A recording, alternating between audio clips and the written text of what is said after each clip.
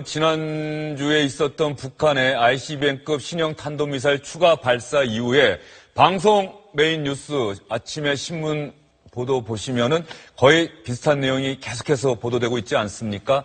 미국은 중국의 책임이 있다. 이제야말로 중국이 그야말로 북한에 대해서 강력한 조치를 취해야 한다며 중국을 압박하고 있는데 중국은 무슨 소리냐? 한반도 문제 해결의 당사자는 우리가 아니라 미국과 북한이다. 미국 정부가 잘해라. 이렇게 반박하고 있습니다. 그러자 미국의 트럼프 대통령이 백악관 이제 2기 멤버들이 인선이 돼서 새롭게 출발을 하는데 이 백악관 2기 회의에서 이런 얘기를 했다고 합니다. 우리는 북한 문제를 정말 잘 다룰 수 있고 북한 문제는 해결될 것이다. 이렇게 얘기를 했는데 트럼프 대통령이 이 발언 어떤 의도를 갖고 했는지 정말 궁금합니다.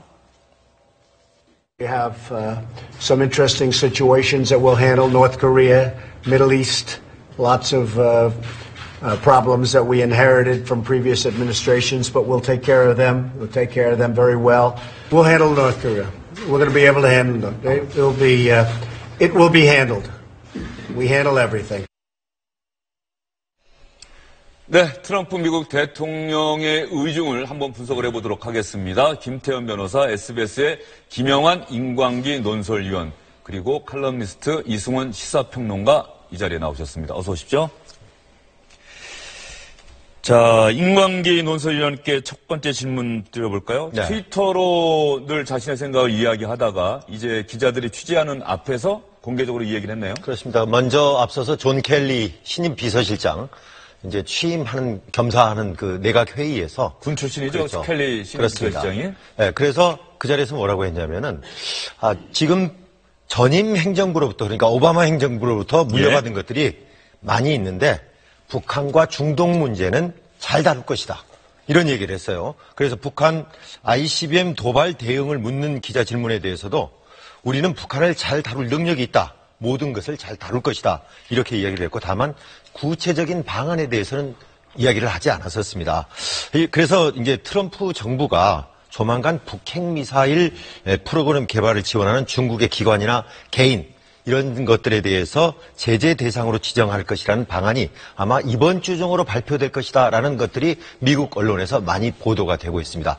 그동안 트럼프는 앞서서 말씀하신 대로 트위터를 통해서 중국을 굉장히 압박하는 그런 발언들을 하지 않았었습니까? 예. 그러니까 이것이 구체적인 안으로 이제 나오게 된다. 이렇게 해석하면 맞을 것 같습니다. 지금 인광 기자 얘기한 대로라고 한다면 이른바 세컨더리 보이콧 현실화하겠다. 북한에 대해서도 이란식 제재하겠다는 얘기겠죠? 네, 그렇죠. 지난 6월 말에 이미 그 세컨더리 보이콧의 전 단계라고 할 수 있는 제재, 블랙리스트에 중국 관련 기업, 은행, 그리고 개인 2명에 대해서 블랙리스트를 올리지 않았습니까? 그것이 사실은 세컨더리 보이콧으로 가기 위한 전 단계다라고 얘기를 했는데, 지금 미국 백악관에서 나오는 얘기를 들어보면 앞으로 그 제재 조치가 훨씬 더 확대될 것이고, 한마디로 중국에서 가장 우려하는 세컨더리 보이콧으로 가겠다라는 걸로 지금 이해가 됩니다. 그래서, 며칠 전이었죠. 상원에서 이란과 북한과 러시아에 대한 제재 조치를 담은 그 결의안, 대북 제재 조치가 통과가 됐는데요. 지금 트럼프 대통령의 서명만 남겨 있기 때문에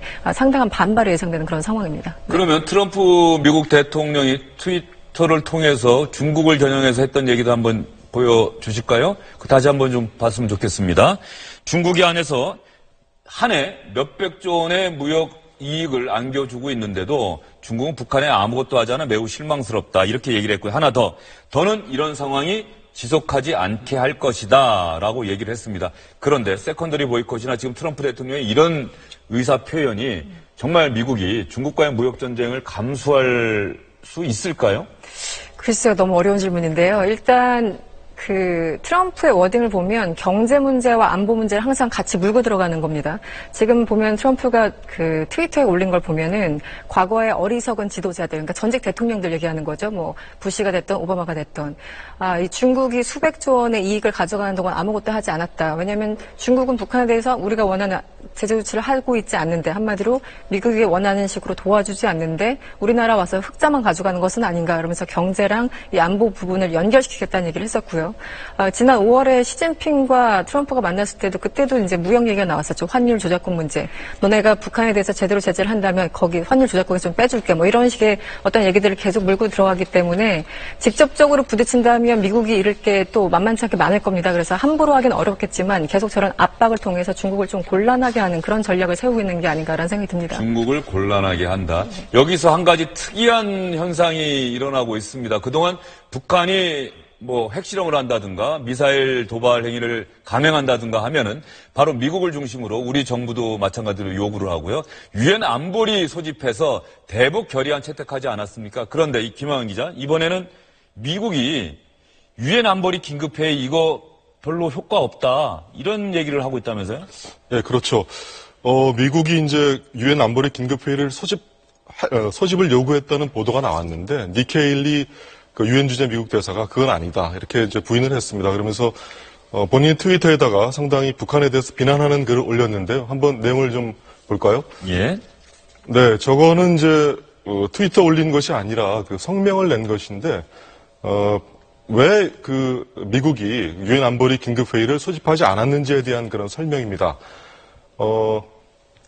네, 이건 또 트위터 글이고, 유엔의. 네, 조금 전에 그렇죠. 글이 그 헤일리 대사의 트위터 글이었는데 북한과의 대화는 끝났다라고 하는 글이 핵심이었고 이번이 아마 성명서겠죠? 이게 이제 유엔의 추가 대북 결의안은 없는 것보다 못한 상황이 됐다.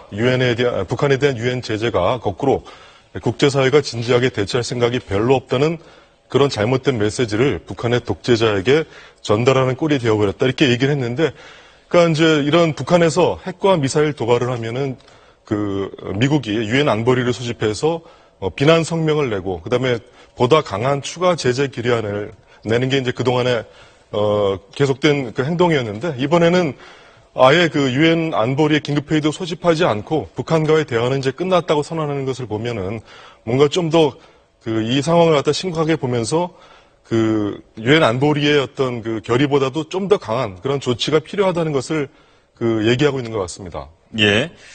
그런데 사실 저도 워싱턴 특파원으로 일하면서 이 관련한 유엔 기사를 쓸 때마다 사실은 북한은 늘 도발을 반복하는데 국제사회가 할 수 있는 거는 유엔 안보리 열어서 규탄한다는 결의안 하나 내놓고 네. 이게 매번 반복되는 게 과연 무슨 실효성이 있나라고 하는 의구심을 늘 가졌었는데 네. 이제 유엔 주재 미국 대사가 같은 생각을 이야기하고 말잔치뿐이다라는 표현까지 썼어요. 그럼 이제 앞으로 미국의 대응이 달라질 것을 시사하는 걸까요? 그런 가능성이 충분히 얘기가 되고 있죠. 그런데 사실은 요즘 나오는 어떤 백악관의 워딩들, 뭐 나중에 얘기하겠지만 레짐 체인지, 정권 교체랄까 그런 얘기를 듣다 보면은 지난 그 아들 부시 당시에도 레짐 체인지 얘기를 굉장히 많이 하지 않았습니까? 뭐 정밀 타격, 선제 공격 이렇게 얘기를 하면서 굉장히 북한에 직접적인 공격을 가해서 당시 김정일을 한마디로 솎아내겠다. 왜냐하면 내부로부터의 어떤 혁명을 기대할 수 없고 스스로 무너지기도 기대하기 어려우니까 결국은 외부의 힘으로 김정일을 몰아내는 것밖에 없다라는 게 당시 이제 부시 백악관의 얘기였는데 요즘도 사실 비슷한 분위기로 가고 있는 것 같아요. 왜냐하면 ICBM을 발사했고 본토를 직접적으로 위협하고 있기 때문에 본인들은 이제 물리적으로 위협을 느끼는 상황이라서 그런데 그럼에도 불구하고 실질적으로 물리적으로 군사적으로 북한을 압박할 가능성은 아직까지는 그렇게 크지 않다고 보거든요. 왜냐하면 그것은 본인들에 대해서도 굉장히 주한미군부터 포함해서 이 전쟁이 어떤 식으로 확대될지 모르기 때문에 지금 우려하시는 것처럼 정말 어떤 군사적인 압박까지 갈까 거기에 대해서는 좀 회의적입니다. 네. 예. 그런데 이 정도 상황이 계속된다고 한다면 과거 냉전 시대가 미국과 소련, 우리 그때는 소련이라고 부르지 않았습니까? 네네. 미국과 소련의 두 강대국이 대치하는 그런 구도였는데 이제는 신냉전 구도로 갈 수도 있는 것 아니냐. 미국과 중국이 이렇게 대립하는 양상이 계속되면 한반도 문제 해결은 더욱더 어려워질 수도 있어 보이고 말이죠. 네, 제가 예전에 사드의 역설 이런 얘기도 이제 말씀을 좀 드렸었는데 사실은 북한을 제대로 좀 우리가 원하는 방향으로 가기 위해서는 중국이 역할을 해야 되는데 지금 중국을 역할을 안 하니까 미국이나 한국에서 계속 중국을 또 압박하고 있고 그러니까 여기에 대해서 또 이제 그 반발심을 느낀 중국은 또 북한과 또 가까워질 수밖에 없는 것이고요. 지난 7월 4일에 또 러시아 푸틴 대통령과 시진핑 주석이 정상회담을 하지 않았습니까? 그래서 그때 성명이 나왔어요. 근데 한반도 문제에 대해서 언급이 있었는데 여전히 당연히 관련국들은 진정하고 대화밖에는 지금 길이 없다 이런 식으로 얘기를 하고 있습니다. 결국은 지금 구도로 보면은 러시아와 중국과 북한이 한 몸이 되고 한미일이 또 한 몸이 되면서 계속 그 서로 견제 구도로 가는 건데 결국 우리가 바라는 구도는 아닌 것이죠. 예. 이승원 평론가가 미국에서 석사과정 마쳤는데 국제정치 하셨나요? 네, 예. 그리고 그렇습니다. 지금 박사과정은 북한 문제에 관련해서 네, 북한 대학원에. 다니고 있어서 네, 네. 예, 상당히 북한 문제, 한반도 문제에 대해서 열심히 공부하고 있는 전문가입니다. 예.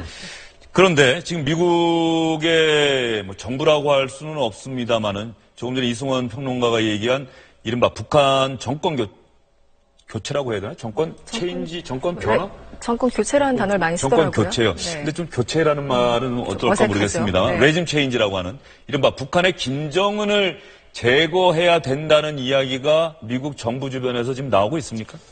예, 그렇죠. 특히 이제 주목되는 게 헨리 키신저 전 미 국무장관이 얘기인데요. 이제 이 사람이 올해 93세입니다. 그래서 이제 1973년부터 77년까지 미 국무장관을 지내면서 미중 수교를 이끌었거든요. 포드 행정부와 카터 행정부 때 국무장관을 지냈겠군요. 닉슨 행정부입니다. 예, 닉슨 행정부 때 했는데 그동안에는 이제 미국에서 북한과 대화를 해야 된다는 그런 주장을 많이 했었습니다. 그런데 이번에 상당히 이례적으로 북한 정권 붕괴 이후를 언급했는데요. 그 내용을 한번 볼까요?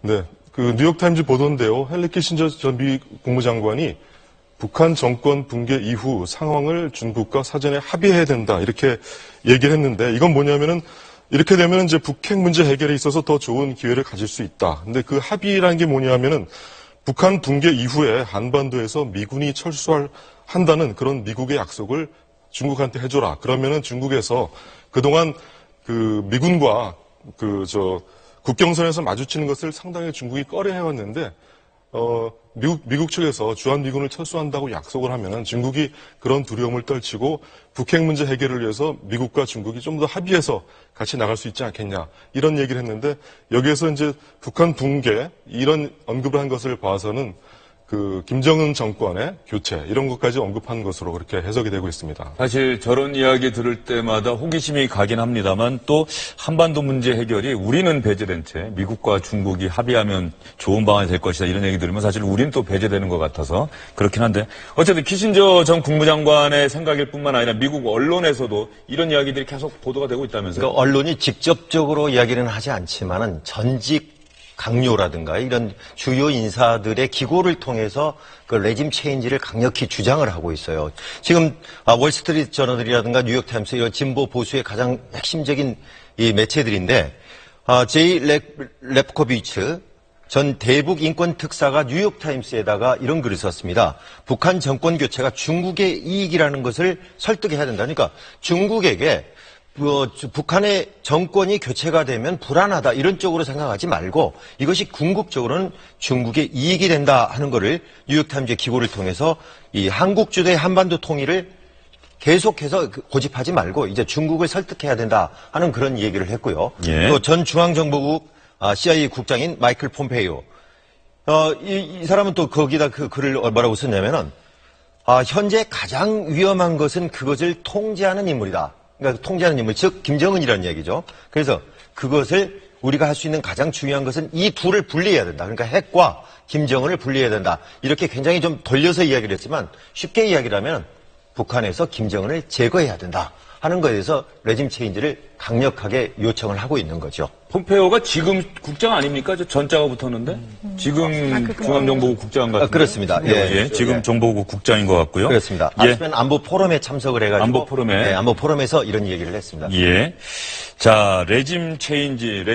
김태현 변호사도 오늘 신문이나 방송 뉴스 열심히 보셨으면 이 기사 많이 보셨을 것 같은데 어떻습니까? 좀 실현 가능해 보입니까? 어떻습니까? 근데 레짐 체인지가 사실 말은 쉽지만 쉽지는 않을 겁니다. 이 레짐 체인지가 사실 김정은 제거 작전 얘기하는 거 그렇죠. 아니에요? 그럼 결국 두 가지 아니겠습니까? 특수부대를 투입해서 김정은을 진짜 제거를 하든지 그게 아니면 예를 들면 예전에 장성택 같은 사람이 살아있다고 하면 주변 인물을 포섭해가지고 내부적인 쿠데타가 일어나게 해가지고 정권을 바꾸게 하는 그런 어떤 공작들일 텐데 아마 CIA 국장이 얘기한 것도 그런 측면의 것이 있겠죠. 다만 다른 나라와 다르게 이 북한이라는 사회가 워낙 폐쇄적인 사회다 보니까 과연 미국의 공작이 몇 년 동안 작업을 해가지고 북한의 어떤 체제를 레짐을 체인지를 할 수 있을 만큼 북한 사회가 개방되느냐 전혀 그렇지 않지 않습니까? 예. 그러니까 현실적으로 조금 어려운 측면이 있을 거고 더군다나 중국이 가장 전통적으로 두려워하는 건 미국과 국경선을 맞대는 것일 텐데 만약에 중국 입장에서 보면 북한의 정권이 교체되고 그래서 미군이 본인들 코앞까지 오는 것도 도저히 받아들일 수 없는 상황 아니겠습니까? 결국 그런 것들을 염두에 두고 이제 키신저가 중국과 미리 좀 협의를 해야 되겠다라는 얘기를 한 것 같은데 그렇다고 하더라도 현실적으로 넘어야 할 산은 너무나 많죠. 예.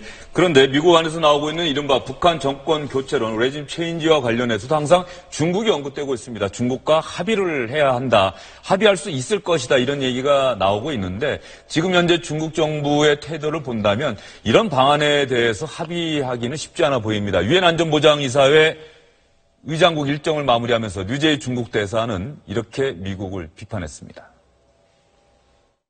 There are two principal parties to the issue of denuclearization and peace and stability on the Korean Peninsula, DPRK and the United States. They hold the primary responsibility to keep things moving, to start moving in the right direction, not China. 예, 맨 마지막 대목이 귀에 들어오네요. Not China. 중국이 아니다. 그러니까 아무리 능력을 갖고 우리가 아무리 중국이 대단한 능력을 갖고 있더라도 결국 이 문제는 미국과 북한의 문제인데 왜 우리 보고 자꾸 나서라고 하느냐. 그러니까 억울하다는 거예요. 그러니까 미국이 적극적으로 북한에 이야기를 하지 왜 자꾸 돌려서 우리한테 책임을 묻고 그렇게 해서 미국과 북한에 달려있다. 이 점을 굉장히 강조를 하고 있는 거죠. 예, 알겠습니다. 미국과 중국이 북한의 ICBM급 신형 탄도미사일 추가 발사 이후에 점점 더 정면으로 맞서고 있는 것 같습니다. 이런 상황에서 한반도 문제, 북한의 핵과 미사일 문제를 과연 어떻게 해결해 나가야 할지 문재인 대통령과 민주당 정부 상당히 고심을 해야 될 것 같은데요. 시청자 여러분은 이런 궁금증 많이 갖고 계셨을 것 같습니다. 미군의 전략 자산을 한반도에 전개한다. 그렇다고 한다면 북한이 도발 행위를 계속할 경우에 과연 우리 군은 자체적으로 할 수 있는 방안이 없는 것인가 이런 궁금증 가지셨을 것 같은데요. 어제 국회 국방위원회에서 송영무 국방부 장관은 이런 대답을 내놓았습니다. 우리 군은 이렇게 한번 대응태세를 갖춰보겠습니다.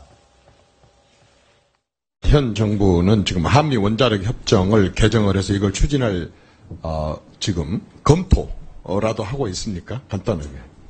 검토할 준비가 돼 있습니다. 우리 군의 핵무장 가능성도 있습니까? 가능성에 대해서는 고려하지 않고 있습니다.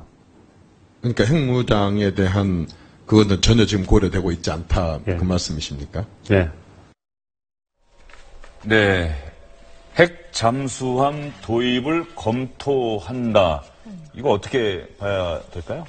일단 송영무 국방부 장관은 청문회 때도 이 부분에 대해서 얘기를 했고 본인이 또 해군 출신 아니겠습니까? 여기에 대해서 많이 관여하고 있고 지식도 많은데 문재인 대통령도 후보 시절에 이 부분에서 얘기를 했고 당장 국방부 장관도 지금 그 청문회 당시에 얘기를 했기 때문에 근데 워딩 자체가 검토하겠다가 아니라요. 이 검토까지를 고려할 수 있다. 뭐 이 정도기 때문에 지금 아주 본격적으로 시작된다라고 보기는 어렵습니다. 그럼에도 불구하고 우리가 스스로 핵을 갖고 있지 않고 물론 이제 미국이 핵 우산을 씌워준다고 하더라도 스스로 갖고 있는 어떤 전략 자산이 굉장히 한계를 느끼고 있고 또 북한은 이에 반해서 ICBM 발사와 같이 굉장히 그 고도의 어떤 기술을 계속 축적하고 있기 때문에 우리 스스로도 뭔가를 좀 갖고 있어야 되지 않은가라는 그 어떤 여론들이 형성되는 건 또 사실인 거고요. 두 번째는 지금 ICBM이 미국 본토를 공격하는 그런 상황까지 뭐 간다면 사실은 미국이 우리를 정말 도와줄 것인가 뭐 이런 의문까지 지금 들고 있는 그런 형국 아니겠습니까? 그래서 핵 무장까지는 아니지만 핵 잠수함 정도는 우리가 충분히 좀 갖고 있을 만한 것은 아닌가라는 여론이 좀 강해지는 것 같습니다. 네. 이런 언론 보도도 저도 눈길이 가던데 미국이 과연 뉴욕과 LA를 수호하는 대신에 서울을 지키기 위해서 자신들의 전략 자산을 네. 한반도로 전개할 것인가 이 질문에 대답을 해야 할 것이다라고 하는데 이승훈 평론가 생각은 어떠세요? 그렇죠. 그게 어제 오늘 이제 언론에 많이 보도된 건데 제가 조금 전에 이제 언급했던 것처럼 핵 우산을 씌워준다고 하지만 미국 당장 뭐 LA가 극단적으로 공격을 받고 있다. ICBM 북한으로부터 공격을 받고 있다. 그렇다면 일단 본토 지키는 거에 모든 에너지를 쏟을 텐데 과연 저 멀리 있는 일본과 한국을 도우러 ICBM 발사하겠는가? 핵 우산을 씌울 것인가? 아주 현실적인 그 의문이 드는 않는 것이죠. 그렇기 때문에 지금 우리 국방부 장관은 저런 얘기를 하고 있고요. 또 하나는 그런 측면도 있을 겁니다. 문재인 정부가 이제 전작권을 환수하겠다라는 얘기를 하고 있고 뭐 임기 내 하겠다, 조만간 하겠다라는 얘기를 하고 있는데 그러기 위해서는 우리 스스로 뭔가 국방력을 향상시켜야 되고 또 그런 맥락에서 저런 워딩들이 나온 것이 아닌가라는 생각이 듭니다. 네. 예, 그런데 임광 기자. 네.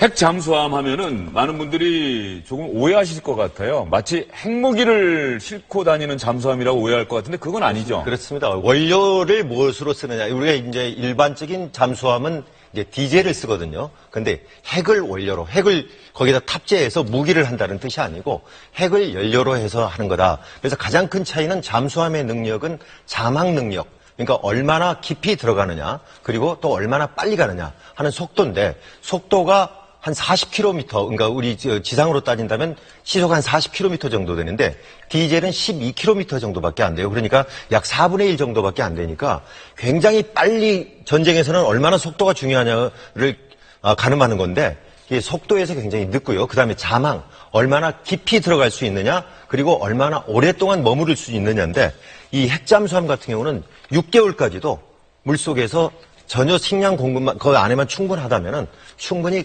물속에서 생활할 수 있기 때문에 이런 소나, 이 잠수함을 잡는 것이 결국은 이 레이더 소나인데 소나에 걸리지도 않고 깊이 들어가기 때문에 그래서 훨씬 더 좋습니다. 그런데 우리가 이 핵잠수함 추진이 지금 처음 나온 이야기가 아니라 노무현 정부 시절인 2004년도에 그때 나왔었습니다. 이 노무현 정부가 자주국방 기치를 내세우지 않았었습니까? 그때 그래서 조영길 당시 국방장관 주재로 해서 우리가 핵 잠수함을 직접 추진했었어요. 그래서 이른바 이게 362 사업이다 이렇게 얘기하는데 2003년 6월 2일 날 보고를 했다 해서 362 사업이라고 그러는데 그걸 2020년까지 4,000톤급 세척을 우리가 보유한다. 이런 작전이었는데 이것이 외부로 알려지고 이러면서 결국은 실패로 끝나고 말았죠. 네, 사실 송영문 국방부 장관의 이야기가 아주 새로운 건 아닙니다. 문재인 대통령도 지난 대선 후보 시절에 핵 잠수함 보유 추진해보겠다 이런 이야기를 한 적이 있었습니다. 핵 추진 잠수함은 약간은 복잡합니다. 핵을 무기로 사용하지 않고 핵을 연료로 사용하는 그런 잠수함은 원자력에 관한 국제협정에 위반되지 않습니다. 다만 이제 문제는 이렇게 하려고 그러면 말하자면 핵연료가 되는 물질을 우리가 미국으로부터 이렇게 구입을 해야 되는데 지금 현재 한미 간의 원자력 협정 속에는 그것이 안 되게 그렇게 되어 있습니다. 군사적 목적에는 무기로든 연료로든 다 이제 사용하지 못하게 돼 있어서 이 부분에 대해서는 한미 원자력 협정을 개정할 필요가 있습니다. 저는 이제는 핵 추진 잠수함은 우리에게도 필요한 시대가 됐다고 생각합니다. 제가 대통령이 되면 미국과 한미 원자력 협정의 개정 논의하겠습니다. 김영환 기자, 뭐든지 보면은 우리가 뭘 하려고 하면은 미국과 협의를 해야 되는 것들이 참 많네요. 그렇죠. 이번에 핵 추진 잠수함 경우도 한미 원자력 협정에 딱 막혀 있는데 그것을 개정하지 않으면 사실상 불가능하다고 봐야죠. 미사일 사거리도 한미 미사일 지침을 또 개정을 해야 되고 말이죠. 그렇죠. 네. 아까 그 문재인 대통령 그 후보 시절의 발언 보면은 핵 추진 잠수함 자체는 국제 규정상 이제 그 평화적으로 사용하면은 뭐 무기가 아닌데 문제는 핵 연료거든요. 그것을 들여올 때 이 한미 원자력 협정을 개정하지 않고는 들여올 수 없다는 건데요. 저기 내용이 나와 있습니다. 2015년에 이제 개정된 건데 저것도 아주 어렵게 개정된 겁니다. 거기 보면은 10조에 특수 핵물질은 원자 무기의 제조 또는 원자 무기의 연구 또는 개발 또는 기타 군사적 목적을 위하여 사용되지 아니하도록 한다.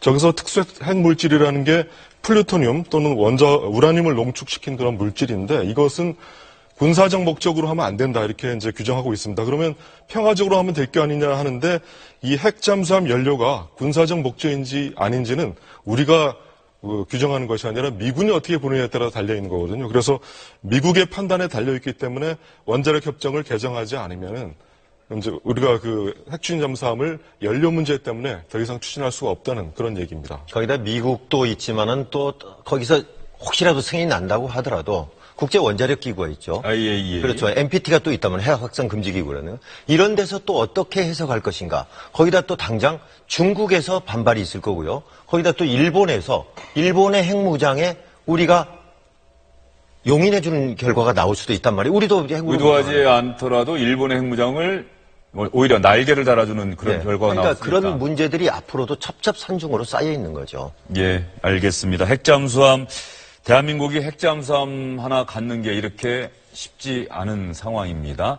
또 하나 우리 군의 대응 카드, 미사일 탄두의 무게를 늘리는 방안에 대해서 그동안 이미 언론에서는 보도가 나왔었죠. 현재 500kg으로 돼 있는데 이것을 1톤까지 늘릴 수 있다는 기사가 나왔는데 관련해서 의원들의 질문이 쏟아지자 송영무 국방부 장관은 이렇게 대답했습니다. 1톤이 군에서 나온 얘기입니까? 아니면 외부에서 보는 추측입니까? 추측이죠. 그죠?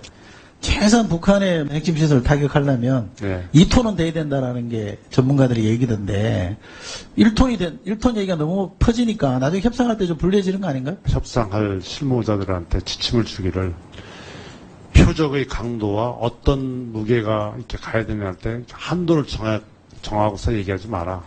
동맹 차원에서 협조를 해줘야 되지 않겠는가. 이렇게 요구하면 잘 풀리리라고 생각을 합니다.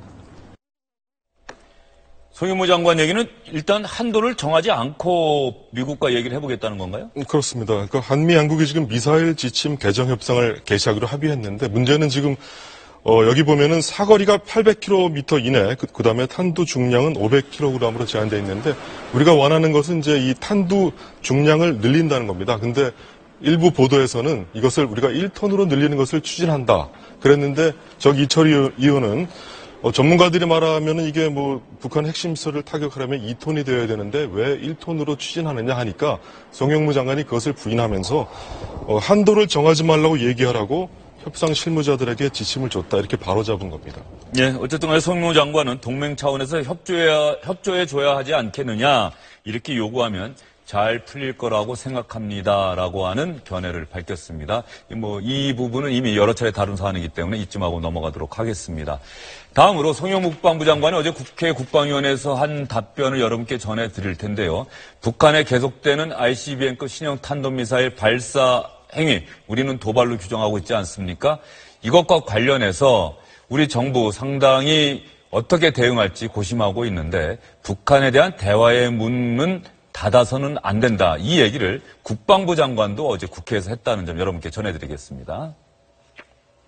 지난 9년 동안 대화 유예의 방법을 썼는데 실패를 한 거죠.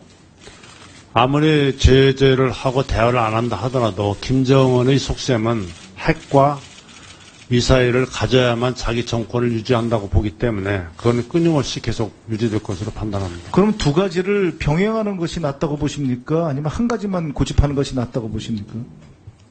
당연히 전쟁 중에도 적과는 대화를 할 수밖에 없는 입장이기 때문에 두 트랙으로 가고 계속 대화를 촉구할 예정입니다. 예, 이 부분 관련해서 말이죠. 베를린 구상이 난관에 봉착했는데 그 베를린 구상의 동력까지 상실해서는 안 된다. 우리가 잘 관리해야 된다라고 문재인 대통령도 이야기는 했는데 현실적으로 그게 가능할 걸로 보십니까? 당분간은 어려워 보이죠. 당장 미국에서는 유엔 안보리 소집도 이제 스스로 거부하고 있는 그런 상황, 그리고 대화는 끝났다고 유엔 주재 미국 대사가 얘기한 상황이기 때문에 지금은 그 어떤 누구도 대화에 대해서 당분간은 말하기가 굉장히 어려운 어떤 국제적인 환경이 조성됐다고 보고요. 사실 7월 초에 그 문재인 대통령이 독일에서 이 베를린 구상을 얘기했죠. 기본적인 게 두 축이었죠. 평화체제를 구축하겠다. 그리고 신경제 지도를 만들겠다. 그래서 철도와 도로를 연결하겠다라는 그런 방안이었는데요. 어쨌든 이것을 임기 초기에 취임한 지 한 2달 만에 내놓은 거라서 이것을 완전히 걷어들이기도 또 문재인 정부 입장에서는 힘든 겁니다. 다만 시기를 조절을 해야 되겠고 그 농도를 조절을 해야 되겠죠. 그런데 어쨌든 ICBM이 실험 발사가 굉장히 성공적인 것으로 추정되는 지금 상황에서는 이 그 베를린 구상에 대해서 당분간은 언급하기가 힘들되 다만 어제 이제 국방부 장관이 얘기한 것처럼 우리는 끈을 놓지 않겠다라는 거거든요. 그래서 또 제재라는 것도 하나의 외교의 일환이라고 지금 국제사회가 인정을 하고 있기 때문에 언젠가는 또 연말에 가서는 또 상황이 어떻게 바뀔지는 모르겠고요. 그래서 일단 정부 입장에서는 두 가지를 병행하겠다라는 저 정도 톤에서밖에 지금 얘기할 수 없는 상황이 아닌가 싶습니다. 지금 상황에서 미국은 북한에 대한 제재를 강하게 이야기하고 있는데 우리가 북한과 북한이 대화에 응해올 가능성이 현재로서는 높지 않아 보이는데 만약에 대화에 응해온다고 한다면 우리가 주도적으로 대화를 이끌어서 북한을 어쨌든 간에 핵과 미사일 문제 더 이상의 도발 행위를 중단한다라고 하는 선까지는 잡아내야 될 것 같은데 그것이 미국이 협조하지 않고 중국이 협조하지 않은 상황에서는 힘들지 않겠느냐 뭐 이런 전망이 나오고 있는 것 아닐까요? 그런 거죠. 근데 지금 아마 이게 저는 이 북한 문제를 바라볼 때 가장 흥미로운 게 모든 세계인들이 다 인정하고 있는 게 이 북한 문제는 어쨌든 북미 간의 문제다라는 건 현실적으로 인정하고 있는 거잖아요. 북한이 끊임없이 요구하고 있는 거고 사실 우리도 그 문제를 알고 있습니다. 평화체제 구축이 됐던 정전협정을 평화협정으로 바꾸는 데 있어서도 어쨌든 미국이 가장 키 요소인데 지금 미국은 수십 년간 북한에 속았으니까 우리 혼자 다 부담을 지지 않겠다. 그러니까 중국, 러시아, 너희들 같이 좀 협조해 이런 거잖아요. 그러니까 서로 이 선후 관계가 다르기 때문에 계속 꼬이는 그런 상황이 아닌가. 그러니까 결국에 가서는 미국이 북한과 어떤 전격적인 대화를 통해서든 반판을 짓지 않으면 저는 북한 문제는 계속 갈 거라고 봅니다. 예. 알겠습니다. 사실 북한의 계속되는 도발 행위에 대해서 우리 정부가 어떻게 대응할지 사실 쉽게 말하기 어려운 상황인데요. 미국, 중국의 대립이 점점 더 악화되고 있는 상황에서 우리 정부 어떤 묘수를 내야 하지 않을까. 그래서 문재인 대통령이 휴가 마치고 나온 다음에 어떤 구상을 밝힐지에 더 큰 관심이 쏠릴 것 같습니다. 저희는 다음 소식으로 넘어가 보도록 하겠습니다.